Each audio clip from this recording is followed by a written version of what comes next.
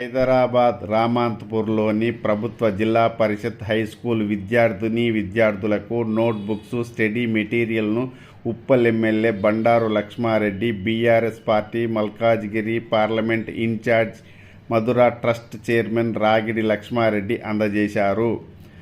ఈ సందర్భంగా వారు మాట్లాడుతూ ప్రభుత్వ పాఠశాలల్లో ఉత్తమ ప్రతిభ కనపరిచే విద్యార్థులకు నగదు బహుమతి కూడా అందజేస్తామన్నారు.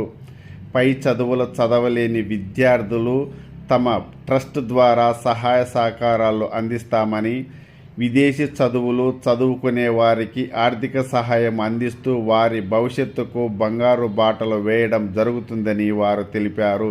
ఈ కార్యక్రమంలో పెద్ద ఎత్తున విద్యార్థులు పాల్గొన్నారు.